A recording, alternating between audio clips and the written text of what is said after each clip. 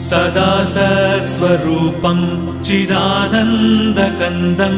जगत्सम्भवस्थानसंहारहेतुं स्वभक्तेच्छया मानुषं दर्शयन्तं नमामीश्वरं सद्गुरुं साईनाथं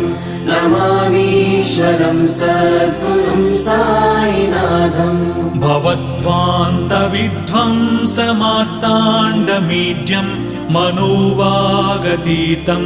मुनिर्ध्यानगम्यं जगद्व्यापकं निर्मलं निर्गुणं त्वां नमामीश्वरं सद्गुरुं साईनाथं